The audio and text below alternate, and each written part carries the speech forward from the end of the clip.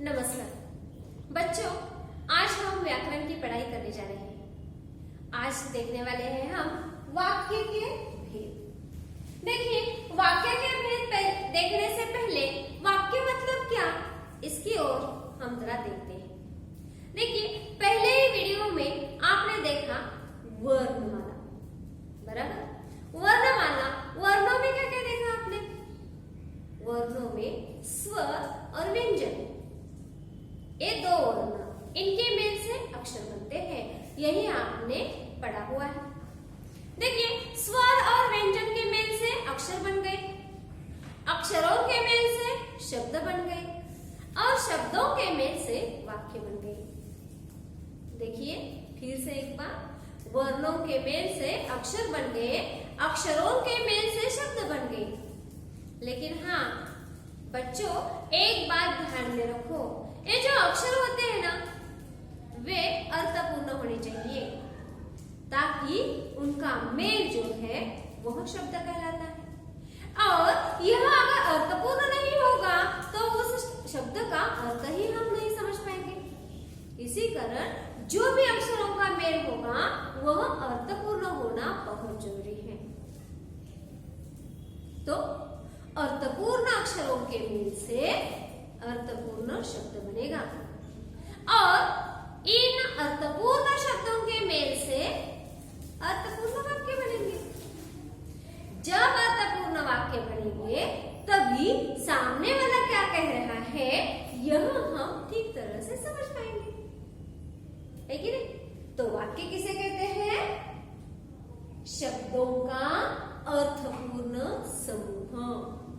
अर्थपूर्ण, यह शब्द बहुत महत्वपूर्ण है।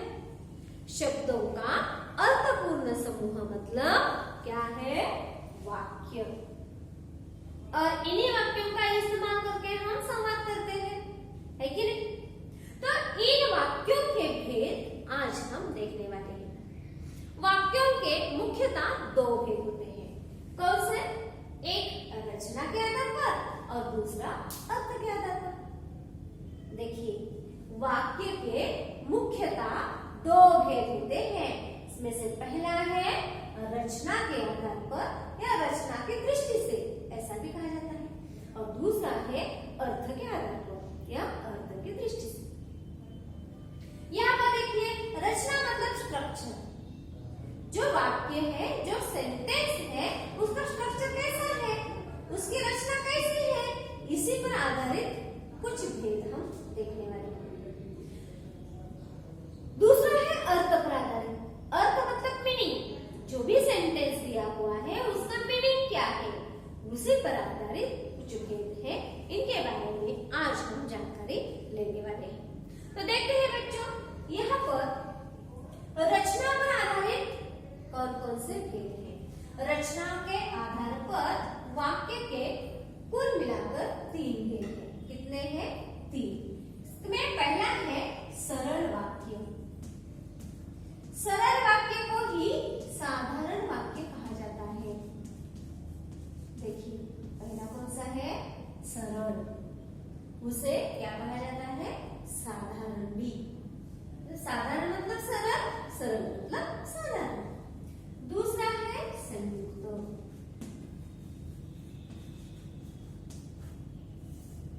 दूसरा कौन सा है? संयुक्त वाक्य। और तीसरा है मिश्र। तीसरा कौन सा है? मिश्र वाक्य। देखिए, रचना की दृष्टि से मतलब स्ट्रक्चर की दृष्टि से पहला है सरल या साधारण वाक्य, दूसरा है संयुक्त वाक्य और तीसरा है मिश्र वाक्य। अब देखते हैं हम अर्थ की दृष्टि से कौन कौन से भेद हैं। अर्थ की दृष्टि से इसके 6 भेद हैं। कितने भेद हैं? 6। पहला है विधानात्मक।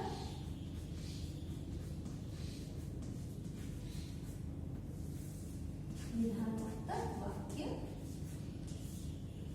दूसरा है निषेधात्मक वाक्य।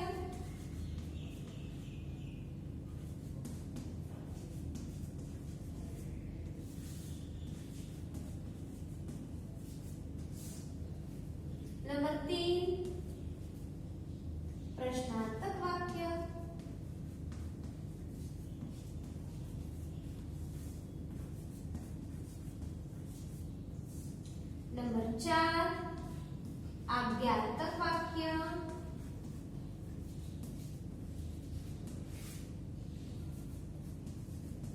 नंबर 5 विस्मयार्थक वाक्य।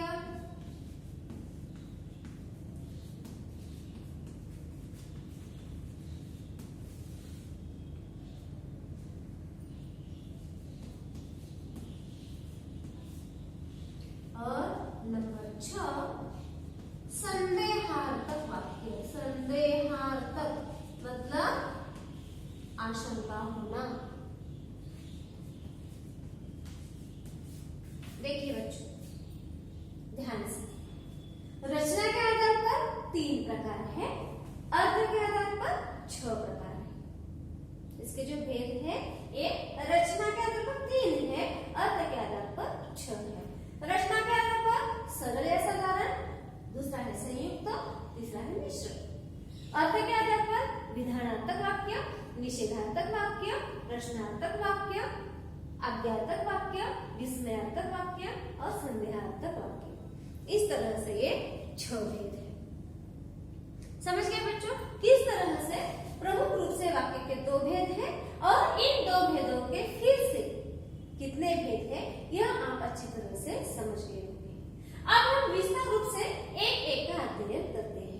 पहला देखते हैं हम रचना के आधार पर जो भेद है उसकी तरफ। देखिए रचना के आधार पर पहला कौन सा है? सरल वाक्य। देखिए सरल वाक्य, सरल या साधारण। सरल मतलब एक वाक्य होता है जिसमें क्रिया एक ही होती है, मुख्य रूप से एक ही क्रिया जिस वाक्य में होती है उसे सरल वाक्य कहा जाता है। बच्चा यहाँ पर ध्यान दीजिए, अर्थ के आधार पर जो भी वाक्य है इसकी तरफ हमें बिल्कुल ध्यान नहीं देना है। जब हमें रचना के आधार पर प्रश्न पूछे जाते हैं तब उस वाक्य का हमें अर्थ नहीं देखना है, वह किस अर्थ का है। विधानात्मक मतलब पॉजिटिव सकारात्मक है, निषेधात्मक मतलब निगेटिव नकारात्मक है, प्रश्नार्थक है, विस्मयार्थक है, इसके बारे में हमें बिल्कुल ध्यान नहीं देना है या देखना नहीं है।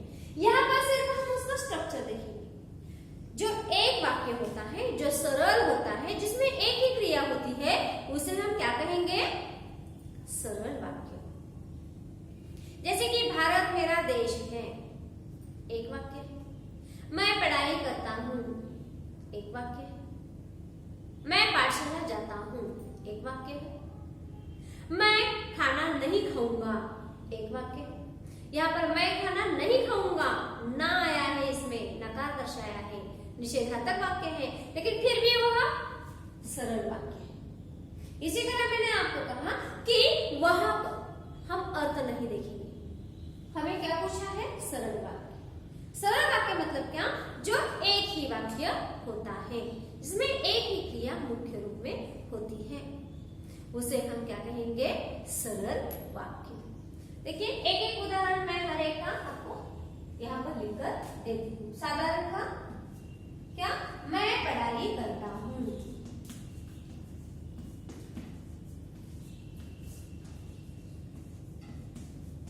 करने की क्रिया है, यहाँ पर करना क्रिया है। क्रिया के शब्द पता है ना आपको? ना ना ना के है ना, खाना पीना सोना जागना उठना बैठना रोना धोना, ये जो ना ना ना ना होते हैं, लेकिन उसी तरीके से यहाँ पर आएंगे ऐसा नहीं।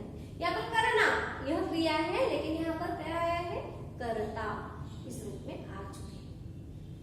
समझ गए बच्चों? देखिए मैं पढ़ाई करता हूँ, यही सरल वाक्य है। मैं पढ़ाई नहीं करूंगा, यही सरल वाक्य ही है। मैं मेरे देश की रक्षा करूंगा, एक ही वाक्य। मैं कल गांव जाऊंगा, एक ही वाक्य, मतलब एक सरल वाक्य है। मैं हमेशा पढ़ाई नहीं करता, सच है कि नहीं? आप करते हैं? शायद करते हैं। आप तो पढ़ाई करते ही हैं, है ना? तो ये सभी जो अभी मैंने बताए वे सभी क्या है? सरल वाक्य है। उसे ही हम क्या कहेंगे? साधारण वाक्य भी कहेंगे। समझ गए? सरल मतलब एक ही वाक्य होता है जिसमें एक ही क्रिया होती है। अगला देखिए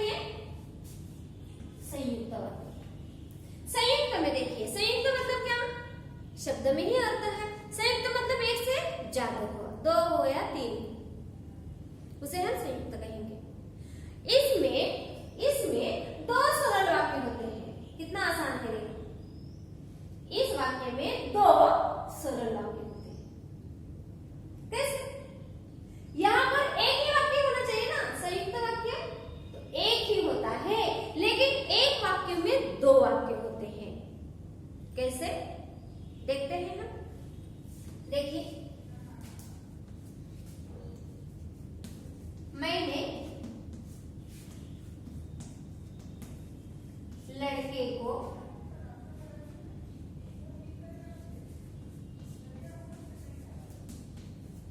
बुलाया और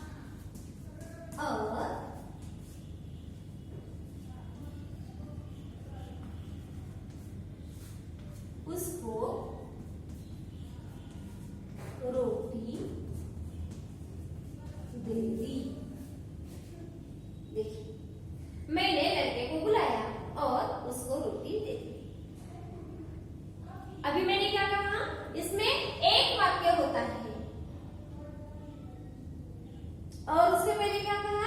इसमें दो साधारण वाक्य होते हैं या सरल वाक्य होते हैं। दो सरल वाक्य होने के बावजूद भी वह एक ही वाक्य होता है, उसे हम संयुक्त वाक्य कहते हैं। देखिए, मैंने लड़के को बुलाया और उसको रोटी दे दी, एक ही वाक्य है। लेकिन बच्चों देखो, यहाँ पर जो और है उसे ध्यान में ही मत लो, मतलब और यहाँ पर नहीं है ऐसा हम समझेंगे। ठीक है, तो देखो, मैंने लड़के को बुलाया, एक वाक्य है कि नहीं? अर्थ समझ आता है इसका? इसका अर्थ समझ में आ जाता है, इसी कारण यह एक सरल वाक्य है। मैंने लड़के को बुलाया, एक वाक्य है, और तो हमने काट दिया, यह एक वाक्य हुआ। दूसरा देखिए, उसको रोटी दे दी, उसको रोटी दे दी, यह एक वाक्य है। मतलब इन दोनों को मिलाकर मैंने एक ही वाक्य बनाया है और इस समुच्चय बोधक अव्यय से मैंने दो वाक्यों को जोड़ दिया। क्या किया है? और इस समुच्चय बोधक अव्यय से, अव्यय तो हम अव्यय में पढ़ेंगे ही कौन कौन से अव्यय, लेकिन यहाँ पर और, किंतु, परंतु, लेकिन, बल्कि, चूंकि, क्योंकि, इसलिए, इसीलिए, ये जो शब्द हैं, इन शब्दों से वाक्य जोड़े जाते हैं। तब कौन सा वाक्य बनता है? संयुक्त वाक्य। हेमंत ऋतु बीत गई तथा शिशिर ऋतु शुरू हो गई। हेमंत ऋतु बीत चुका है और शिशिर ऋतु की शुरुआत हो चुकी है। और इस शब्द में फिर से एक दो वाक्य हमने जोड़ दिए।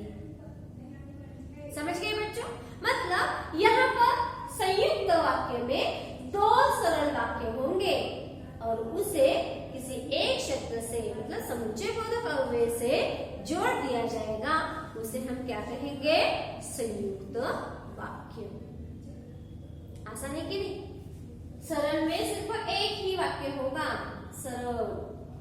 संयुक्त में दो सरल होंगे, है कि नहीं? मतलब जो भी शब्द है, तथा, और, किंतु, इन शब्दों को निकालने के बाद जो दो वाक्य रह जाते हैं उनका अर्थ स्पष्ट होता है, उन्हें हम क्या कहेंगे? संयुक्त वाक्य कहेंगे। समझ गए बच्चों? अगला देखिए, मिश्र। मिश्र वाक्य किसे कहते हैं? यहाँ इसमें भी दो या तीन वाक्य हो जाते हैं, लेकिन इसमें दो सरल वाक्य होते हैं, ऐसा नहीं। इसमें एक सरल वाक्य होता है और इस पर आश्रित एक वाक्य होता है। मतलब एक वाक्य पर डिपेंड दूसरा वाक्य यहाँ पर होता है, उसे हम मिश्र वाक्य कहते हैं। जैसे कि शरबत का हम उदाहरण लेते हैं। शरबत में क्या होता है? बस है, मतलब पानी है, शक्कर है, नमक है, नींबू है, इन सभी को मिलाकर हम शरबत बनाते हैं, है कि नहीं? लेकिन जब शरबत बन जाती है तब उससे फिर से शक्कर अलग करो, नींबू अलग करो, पानी अलग नहीं कर सकते हैं। इसी तरह से ये मिश्र वाक्य होते हैं। मतलब जो आश्रित वाक्य है वह आश्रित वाक्य प्रधान वाक्य के बिना पूरा हो ही नहीं सकता। जैसे कि उदाहरण हम लेते हैं, मैंने कहा कि, सिर्फ इतना कहने पर वाक्य पूरा हो जाएगा? आप कहेंगे क्या कहा आपने? मैंने कहा कि कल तुम जल्दी आ जाना। मैंने कहा कि कल तुम जल्दी आ जाना। कल तुम जल्दी आ जाना यह पूरा वाक्य है, लेकिन मैंने कहा कि यह आश्रित वाक्य है। यह वाक्य पूरा करने के लिए कल तुम जल्दी आ जाना यह वाक्य कहना ही पड़ता है, बराबर। तो इस तरह से एक प्रधान होता है, एक गौण वाक्य होता है, तो उसे हम क्या कहेंगे? मिश्र वाक्य। समझ गए बच्चों? मिश्र और संयुक्त में कौन सा भेद है? मिश्र वाक्य में भी दो वाक्य होंगे, लेकिन इसमें एक क्या होगा? एक क्या होगा? प्रधान वाक्य होगा, मतलब एक सरल वाक्य होगा, और उसी पर आधारित एक आश्रित वाक्य होगा। लेकिन संयुक्त वाक्य में दोनों जो वाक्य है वे अपना अर्थ अलग अलग प्रस्तुत करेंगे। एक के सिवा दूसरा नहीं है, ऐसा संयुक्त में नहीं होगा। इसमें दो अलग अलग वाक्य होंगे जिससे समुच्चय बोधक अव्यय का शब्द जो है उसे जोड़ देगा। यहाँ पर जोड़ तो देगा ही, लेकिन कैसे? एक के सिवा दूसरा अधूरा रह जाएगा। इसी तरह से मिश्र पूरी तरह से मिक्स होंगे एक दूसरे के, मतलब एक दूसरे के बिना वे अर्थ प्रस्तुत नहीं करेंगे। यहाँ पर एक दूसरे के बिना भी वे प्रस्तुत कर सकते हैं, यह बात आप ध्यान में रखिए। एक हम तीसरे का उदाहरण, उसने कहा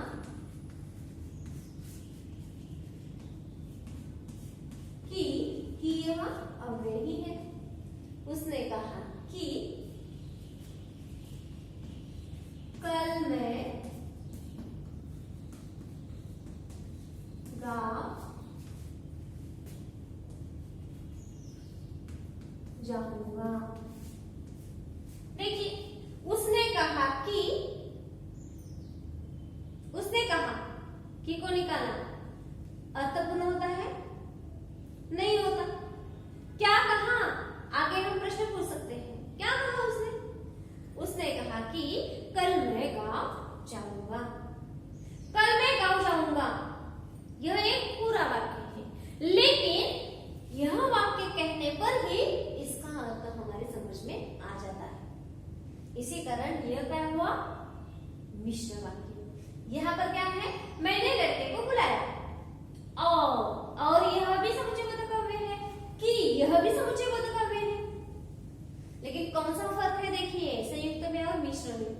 यहाँ पर और यह भी समुच्चय बोधक अव्यय है, उसने दो वाक्य जोड़े हैं कि यह भी समुच्चय बोधक अव्यय है, उसने भी वाक्य जोड़ दिया है। लेकिन कौन सा फर्क है? यहाँ पर दो अलग अलग वाक्य है, यहाँ पर भी वाक्य है, लेकिन एक वाक्य आश्रित है और दूसरा वाक्य प्रधान वाक्य है, मुख्य वाक्य है। तो जहाँ पर प्रधान और गौण या प्रधान या आश्रित वाक्य होता है वहाँ मिश्र होता है। जहाँ पर दो सरल वाक्य जोड़ दिए जाते हैं वहाँ पर संयुक्त होता है, और जहाँ पर एक सरल वाक्य होता है उसे हम सरल वाक्य या साधारण वाक्य कहते हैं। समझ गए बच्चों? रचना के आधार पर कौन कौन से और कैसे प्रकार है। ठीक है, फिर से एक बार देखिए, रचना के आधार पर कुल मिलाकर तीन ही है। रचना तीन ही है, तीन ही। आप कहेंगे अर्थ की दृष्टि से छह बताइए आप। ये तीन है, उसके बराबर गुना अर्थ की दृष्टि से किस तरह से ध्यान में रखेंगे? रचना तीन, सरल, संयुक्त, मिश्र। अर्थ के आधार पर जो होते हैं वे अर्थवर्तक होते हैं, जैसे कि विधानार्थक, प्रश्नार्थक, निषेधार्थक, अर्थवर्तक होते हैं। गलतियां मत कीजिए। रचना के आधार पर एक तीन होंगे, अर्थ के आधार पर जो होते हैं वे अर्थ के अनुसार होंगे। इसी कारण ये बात आप ध्यान में रखिए कि रचना के आधार पर कुल मिलाकर तीन ही भेद है। पहला है सरल या साधारण, उसमें एक ही वाक्य होता है। दूसरा है संयुक्त वाक्य, उसमें दो सरल वाक्य होते हैं। और तीसरा है मिश्र, उसमें एक सरल होता है और एक आश्रित वाक्य होता है। ठीक है बच्चों, आप समझ गए होंगे। इसी पर आधारित आप हर एक के दो दो उदाहरण अपनी कॉपी में लिख लीजिए। धन्यवाद।